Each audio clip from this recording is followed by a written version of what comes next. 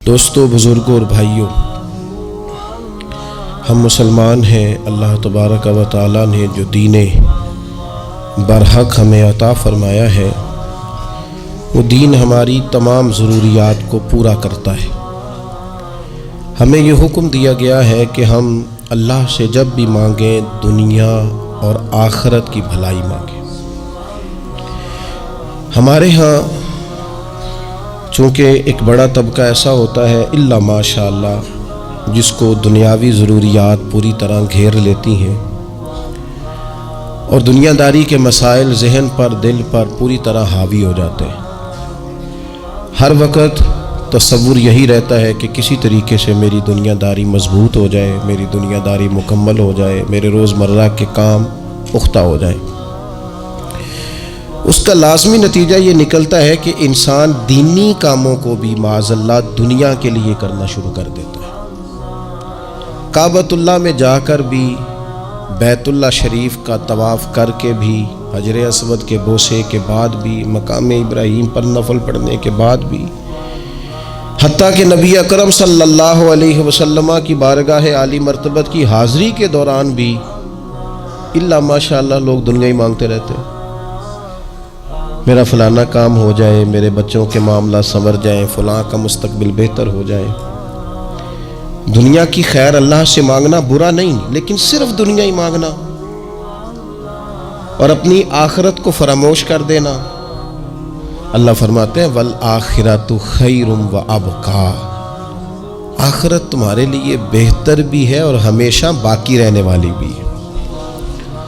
قرآن مجید نے سورہ بقرہ کے اندر قریش مکہ کی اس عادت کا ذکر کیا ہے۔ فرمایا جب وہ حج کرتے تو ان کا طریقہ یہ تھا کہ وَمِنَ النَّاسِ مَن يَقُولُ رَبَّنَا آتِنَا فِي الدُّنْيَا،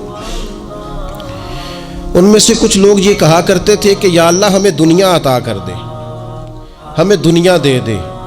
رب فرماتا ہے وَمَا لَهُ فِي الْآخِرَةِ مِنْ خَلَاقٍ، ان لوگوں کا آخرت میں کوئی حصہ نہیں۔ مانگی بھی ہے تو صرف دنیا، حج کر کے بھی دنیا، اللہ کے گھر جا کے بھی دنیا، شیخ کا بیعت ہو کے بھی دنیا، دینی محفل سے مراد بھی یہ، دینی اجتماعات کر کے بھی، دینی مدارس قائم کر کے بھی، خانقاہ کا مسجد کا ماحول بنا کے بھی، اس سے بھی مطالبہ فقط دنیا کا۔ ان کفار کی اس عادت کو ذکر کر کے ہمیں سمجھایا گیا کہ جو فقط دنیا مانگتا ہے اس کا آخرت میں کوئی حصہ، اور فرمایا کچھ لوگ ایسے ہیں وَمِنْهُمْ مَنْ يَقُولُ رَبَّنَا آتِنَا فِي الدُّنْيَا حَسَنَةً، اچھا انہوں نے دنیا بھی مانگی تو صرف دنیا مانگی، حسنہ نہیں مانگی۔ اور یہاں فرمایا کچھ لوگ ایسے ہیں جو رب سے کہتے ہیں یا اللہ ہمیں دنیا میں بھی بھلائی عطا فرما، دنیا بھی دے تو حسنہ دینا، وہ دنیا دینا جو ہمارے دین کو تقویت دے، وہ دنیا دینا جو ہمارے اعمال حسنہ کو مضبوط کرے، دینی معاملات کو تقویت دے، دنیا بھی وہی عطا فرما۔ اور ساتھ کہتے ہیں وَفِي الْآخِرَةِ حَسَنَةً، یا اللہ ہمیں آخرت میں بھی بھلائی ہی عطا فرما، وَقِنَا عَذَابَ النَّارِ، اور ہمیں دوزخ کے عذاب سے بچا، اولئک لَهُمْ نَصِیبٌ مِّمَّا کَسَبُوا، فرمایا ایسوں کو ان کی کمائی ہی ملے گی، جو انہوں نے کیا ہے وہ خوش نصیبی انہیں ضرور میسر آئے گی، چونکہ دنیا بھی مانگ رہے ہیں، آخرت بھی مانگ رہے ہیں۔ ہمیشہ کوئی بھی کام کریں کسی قسم کا بھی، اس میں یہ دیکھیں کہ کیا اس میں میرے لیے کوئی ذخیرہ آخرت بنے گا، کیا یہ کام میری قبر میں، حشر میں، قیامت میں میرے لیے کوئی فائدہ مند ہوگا۔ میں بڑے درد سے عرض کرتا ہوں بعض لوگ دینی کام کرتے ہیں اور ان سے جب سوالات کیے جاتے ہیں تو وہ بعض اوقات تکلیف دہ معاملہ ہو جاتا ہے کہ اس دینی کام کے پیچھے بھی وہ والا خلوص نہیں جو ایک مسلمان کا رب رسول کے ساتھ ہونا چاہیے، اس دینی کام کے پیچھے بھی کچھ دنیاوی مقاصد موجود ہیں۔ تو اگر بڑی پگڑی اور بڑے جبے کے پیچھے بھی ایک دنیا دار چھپا ہوا ہو، لوگوں کو تو دھوکہ دیا جا سکتا ہے، رب رسول کو تو نہیں نہ دیا جا سکتا۔ وہاں تو دلوں کا خلوص ہی پہنچتا ہے، وہاں تو نیتوں کا حسن ہی پہنچتا ہے۔ تو اللہ تبارک و تعالیٰ سے جب بھی سوال کیا جائے دنیا اور آخرت کی بہتری کا سوال کیا جائے۔ ایک لفظ ہے حدیث پاک میں جس کو عافیت کہتے ہیں، ترمذی شریف میں حضرت سیدنا عباس بن عبد المطلب رضی اللہ تعالیٰ عنہ، آپ کی روایت موجود ہے، فرماتے ہیں میں نبی پاک صلی اللہ تعالیٰ علیہ وسلم کی خدمت عالی مرتبت میں حاضر ہوا تو میں نے عرض کی یا رسول اللہ صلی اللہ تعالیٰ علیہ وسلم، مجھے ایسی چیز بتائیں جو میں اپنے رب سے مانگوں۔ چیز مانگنی ہوتی ہے نا، بعض اوقات موقع ملتا ہے تو کئی دفعہ انسان امتحان میں آ جاتا ہے، کیا مجھے موقع مل گیا ہے، مجھے کہا گیا کچھ مانگ لو تو بھلا میں کیا مانگوں۔ حضرت عباس بن عبد المطلب رضی اللہ تعالیٰ عنہ نبی پاک علیہ السلام کے پیارے چچا جان ہیں، عرض گزار ہیں یا رسول اللہ صلی اللہ علیہ وسلم مجھے بتائیے میں اپنے رب سے مانگوں تو کیا مانگوں؟ تو حضور نے فرمایا رب سے عافیت مانگو۔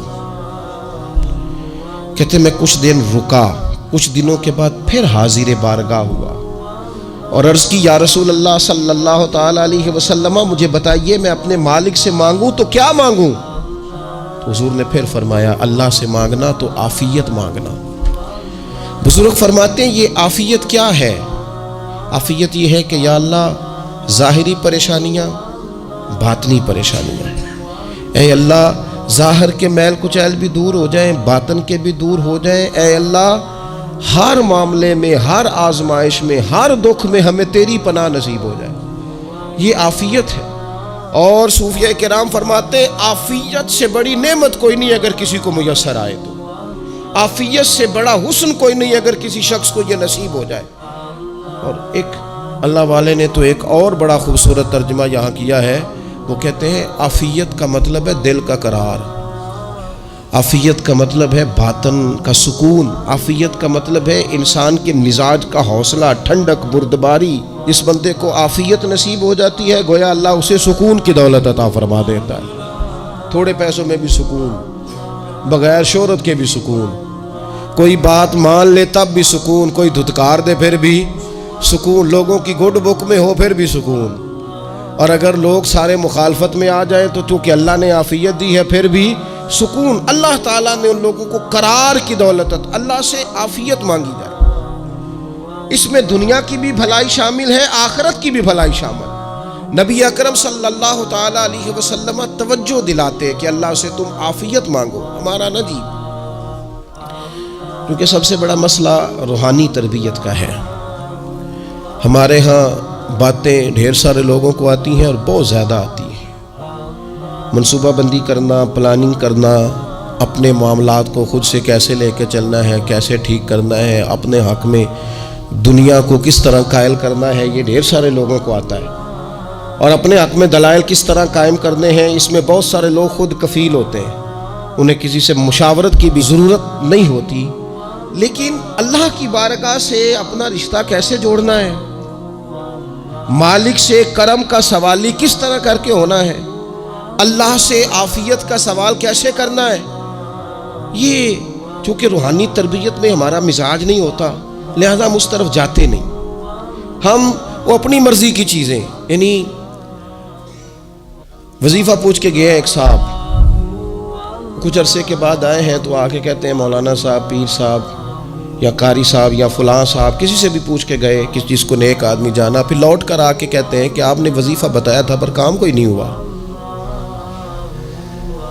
تو میں تو صاف کہتا ہوں اور کھلے دل سے کہتا ہوں کہ بھئی وظیفہ آپ کو بتایا تھا کہ اللہ کی رحمت متوجہ ہوگی، خدا کی رحمت کو آواز دینے کے لیے وظیفہ دیا تھا، کوئی بھی وظیفہ رب کو مجبور تو نہیں نہ کر سکتا معاذ۔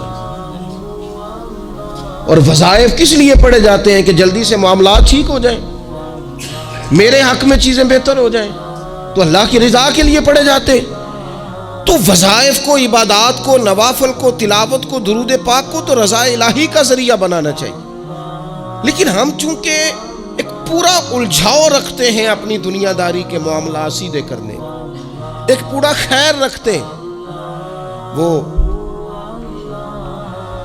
لوگ ملتے رہتے ہیں مختلف بزرگوں کی نسبت کے تعلق سے، تو بعض جگہوں پہ بعض لوگ بڑے تیز ہوتے ہیں، یعنی ان سے آپ کی ملاقات ہوتی ہے تو بندے کو محسوس ہوتا ہے کہ یار اسے تو پہلے ہی ساری باتوں کا پتہ ہے، اور کئی دفعہ ان سے ملنے کے بعد احساس ہوتا ہے کہ یار اس سے تو تھوڑا سیکھ ہی لیتے تو بہتر تھا، یہ تو بات بڑی آگے نکل گئی۔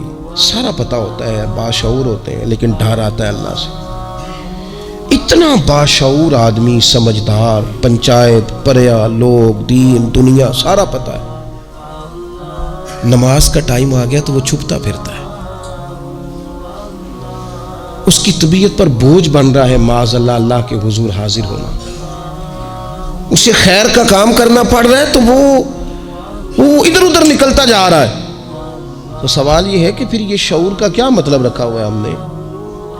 پھر اللہ سے دعا کرنے کی ضرورت نہیں. وہ حضرت عارف رومی رحمۃ اللہ تعالی علیہ فرمایا کرتے تھے بعض لوگوں کو رب سارا کچھ دیتا ہے، سجدے کی توفیق نہیں دیتا. اس کا مطلب یہ ہے کہ وہ کہتا ہے یہ سارا کچھ لے اور نکل جا، میرے گھر نہ آنا، رکھ سارا کچھ پاس.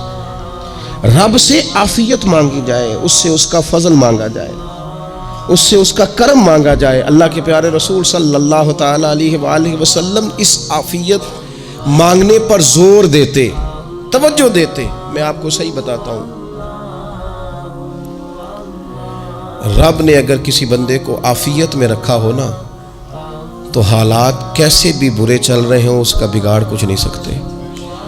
اور اللہ تعالیٰ معاف کرے 100 دفعہ خاکم بدہن، اگر کسی وقت اس کے کرم کی نگاہ پھر جائے تو پھر سارے اسباب سمیت بھی انسان اپنے پیروں پہ کھڑا نہیں رہ سکتا.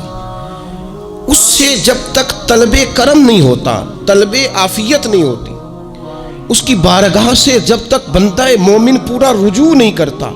یہ عافیت اتنی اعلیٰ چیز ہے کہ نبی پاک علیہ السلام نے فرمایا اذان اور اقامت کے درمیان جو وقت ہوتا ہے اس میں دعائیں رد نہیں ہوتی. دعا مانگا کرو گے تمہاری اللہ اپنے فضل سے قبول کر لے گا. عرض کی یا رسول اللہ کیا مانگے؟ تو فرمایا عافیت مانگو رب سے. حضرت انس بن مالک حدیث کے راوی ہے رضی اللہ تعالیٰ عنہ، یہاں بھی فرمایا یہ عین قبولیت کا ٹائم ہے، اب اللہ سے عافیت مانگ لو، اس کی پناہ. ہم دعاؤں میں بھی محدود ہو جاتے ہیں. رب دا طالب کوئی نہ ملیا، جو ملیا طالب زردہ ہو. دعاؤں میں بھی حد بندی. بعض اوقات بچے بھی تربیت کرتے ہیں نا. ایک مولانا ہے، ان کا خیال ہے کہ انہوں نے مجھ سے کچھ پڑھا ہے تو کبھی کبھی استاد جی کہہ دیتے ہیں. بہت پرانی بات ہے، انہوں نے مجھے فون کیا کہ اگر آپ کبھی تشریف لائیں تو میں نے کہا پتر دعا مانگ اللہ کو چھوٹی جی گڈی دے وے. تو اس بچے نے میری بڑی تربیت کی، کہنے لگا استاد جی اللہ کو لو منگنی یہ تو وڈی ساری منگو. آپ نے محدود کیوں کیا کہ بھئی یہ چھوٹی سی اللہ گاڑی کیوں اللہ چھوٹی دے؟ رب دے تو بڑی دے اور رحمت سے دے، اللہ سے مانگنی ہے نا جی. ہم تربیت نہیں لیتے. میں نے اس کا شکریہ ادا کیا، میں نے کہا بیٹے تو نے بڑی سونی بات کی، اللہ تجھے اس کا اجر عطا کرے، اللہ تجھے برکات عطا کرے. اگر آپ نے سیکھنا ہے تو پھر آپ سیکھ لیں گے، اور اگر نہیں سیکھنا تو پھر یہی کہنا ہے ساری عمر لنگ گئی بندہ کو نہیں ملیا. چونکہ مزاج نہیں ہے نا سیکھنے کا، اس لیے پھر ملا ہی کوئی نہیں. پھر ساری زندگی کو میسر ہی نہیں آیا، کسی نے نصیحت ہی نہیں کی، کوئی آنکھوں کو بھایا ہی نہیں. خود ہی بڑے سیانے تھے، خود ہی بہت بڑے تھے، اپنا قد بھی بڑا اونچا تھا، سب ٹھگنے چھوٹے اور کمزور اور بونے نظر آئے. عزیز بھائی، جب عافیت، ایک بزرگ تھے ہر وقت اللہ سے عافیت مانگتے تھے، ہر وقت اللہ سے عافیت مانگتے تھے، ہر وقت عافیت مانگتے تھے.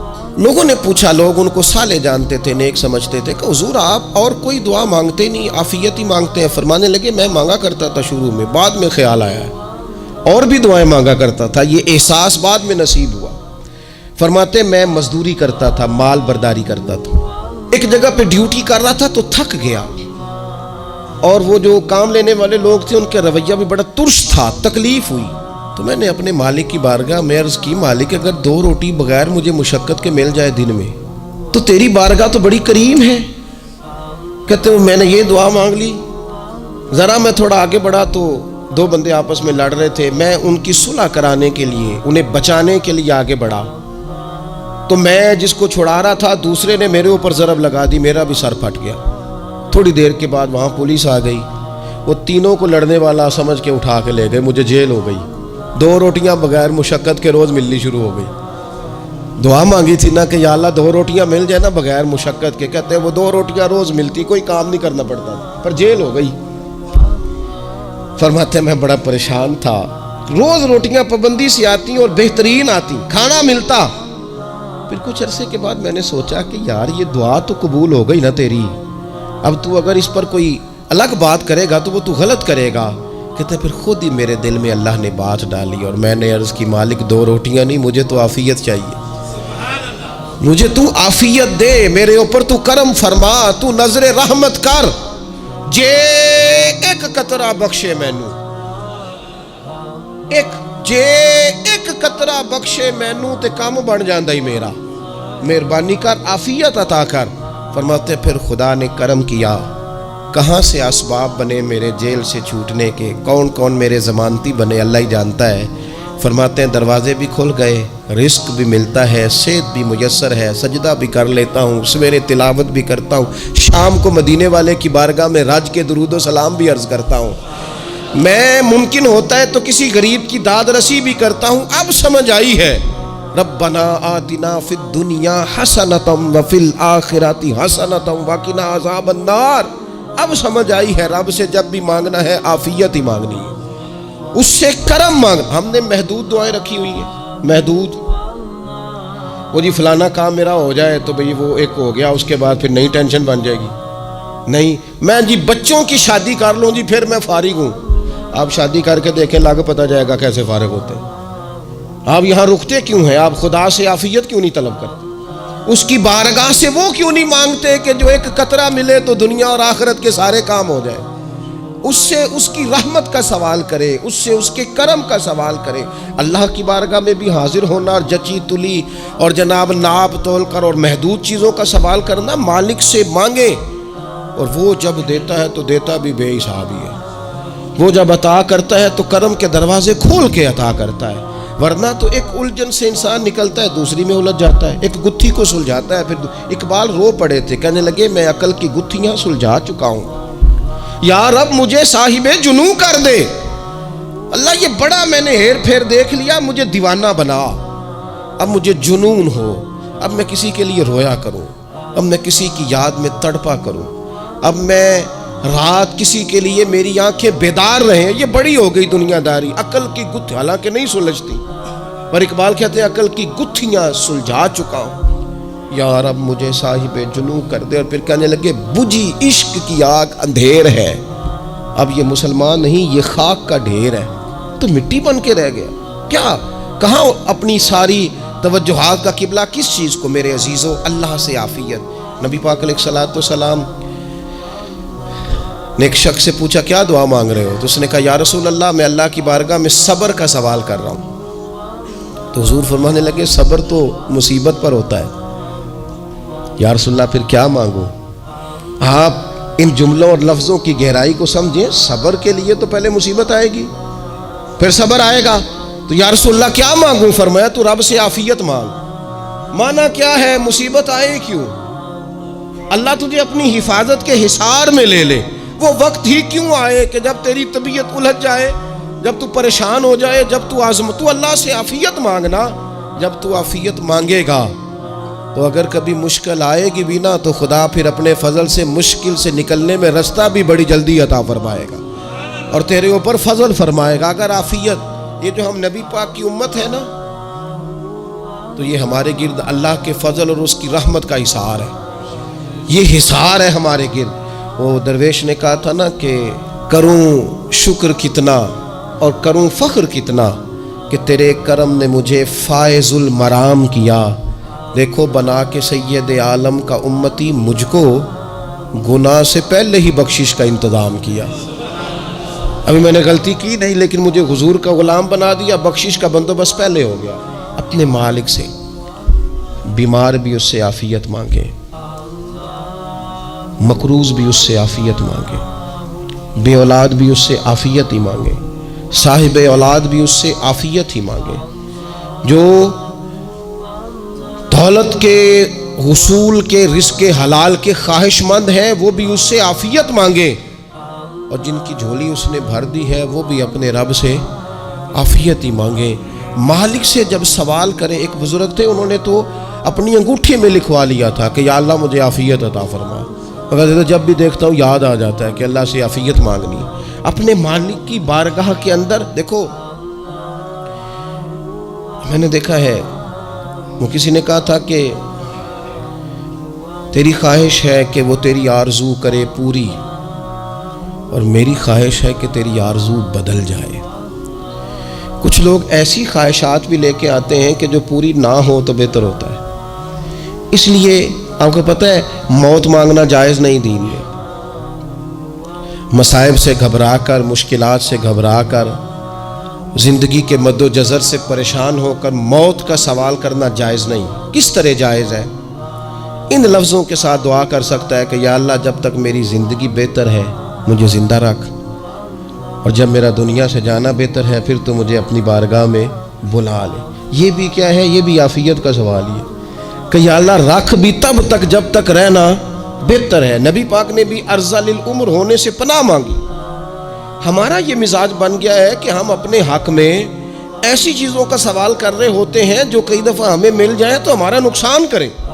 قرآن حکیم ایک جگہ پہ اللہ کریم نے فرمایا ہے کہ اگر سب لوگوں کو مال دے دوں تو بغاوت کریں، فساد ہو جائے. کیا مانا کہ اپنا نقصان کر بیٹھے لوگ. ہم اپنے مالک کی بارگاہ میں بعض ایسی چیزوں کے سوالی ہیں کہ جو ہمارے لیے ٹھیک نہیں ہے، ہمیں اس کے کرم پر چھوڑنا ہے، اس سے عافیت مانگنی. اور بعض لوگ، کیونکہ میں کہہ چکا ہوں شروع میں کہ ہماری دینی روحانی تربیت نہیں ہوتی اور ہم کہیں سے باقاعدہ اسباق لینے کے قائل ہی نہیں ہوتے، پوری تربیت کا ہمارا مزاج نہیں ہوتا، اپنی عقل اور اپنا شعور اور اپنے حساب سے ہم زندگی کو بتانا چاہتے ہیں. اور یہ جو میرا دور ہے یہ ویسے ہی الجھا ہوا زمانہ ہے، اللہ ماشاء اللہ، پتہ نہیں کوئی کیا بول رہا ہے، کوئی کیا کہہ رہا ہے، ایسے جیسے کوئی میلہ لگا ہوا ہے اور کان پڑی آواز سنائی نہیں دے رہی. جس کی دکان پر کوئی گاہک نہیں وہ بھی کہہ رہا ہے لائنیں بنا لو. ایسا الجھا ماحول ہے اور ایسی آزمائش ہے کہ لوگ بیچارے پریشان ہیں.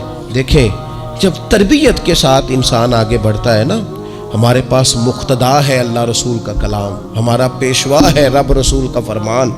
جب ہم کتاب و سنت کی روشنی میں آگے بڑھتے ہیں تو پھر ہمارے لیے منزل آسان بھی ہوتی ہے اور قریب بھی ہوتی. پھر ہمارے لیے آگے کی طرف سفر کرنا، آگے بڑھ جانا یہ آسان ہوتا ہے. آپ غور کریں جو لوگ دنیا میں کامیاب رہے، بھلا کس طرح کامیاب رہے؟ وہ اس طرح کامیاب رہے کہ انہوں نے نا اپنے رب سے عافیت مانگی. اللہ تعالیٰ نے خود بخود ان کے لیے رستے بنائے. آپ تاریخ پڑھیں گے بعض لوگوں کی تو لگ نہیں رہا تھا کہ وہ اتنی کامیابی حاصل کریں گے. دیکھ لیں آپ حضرت غوث اعظم جیلانی رضی اللہ تعالیٰ عنہ بغداد شریف تشریف لاتے ہیں تو ان کی کیفیت یہ ہے کہ پتے کھا کے گزارا کرنا پڑتا ہے. یعنی پیچھے کوئی ایسا بیک گراؤنڈ کسی کا بنایا ہوا ادارہ، کوئی بڑی خانقاہ، کوئی بڑے لمبے چوڑے والد صاحب کے مریدین، کوئی بڑا لمبا سلسلہ نہیں مل رہا. ان کو بظاہر پتے کھا کے گزارا کرنا پڑتا ہے، لیکن چونکہ وہ نکلے ہیں اللہ کی مدد کے ساتھ. انہیں اللہ نے تائید دی ہے، فضل فرمایا ہے، تو نتیجہ یہ نکلا ہے کہ 70 ہزار بندہ ایک ایک وقت میں تربیت لینے کے لیے ان کے سامنے موجود ہے.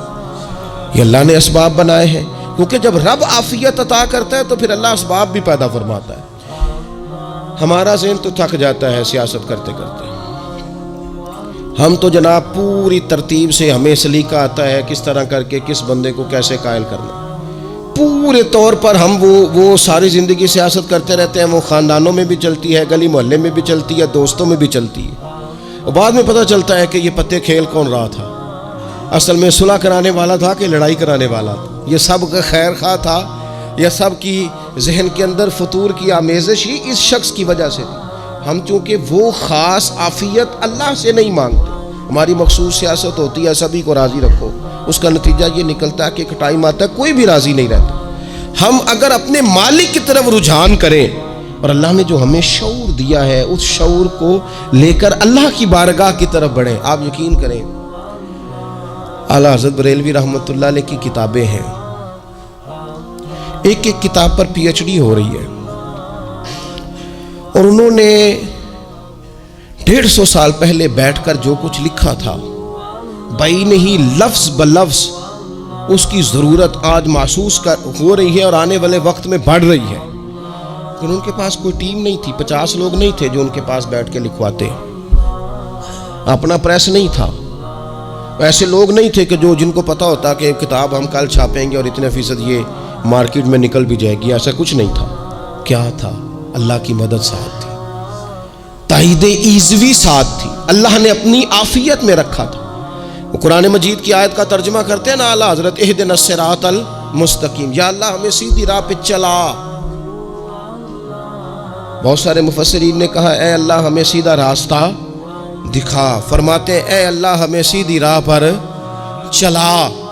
تو کسی نے کہا حضور یہ چلا اور دکھا میں کیا فرق ہے؟ فرمانے لگے دکھانے کا مطلب یہ ہوتا ہے کہ کسی نے پوچھا میں نے گجرانوالہ جانا ہے، تو دکھانا یہ ہے کہ اسے کہا یہاں سے باہر نکلو، روڈ پہ چڑھ جاؤ، سیدھے جاؤ گے، ایک پول آئے گا اسے کراس کرنا، نیچے اترنا، وہاں سے شہر شروع ہو جائے گا۔ پھر اس نے اگر کوئی اندرونی جگہ شہر کی پوچھ لی تو اس کو کہا کہ رائٹ ہو جانا، پھر لیفٹ ہو جانا، پھر آگے کسی سے مزید۔ یہ ہے راستہ دکھانا اور ایک ہے چلانا۔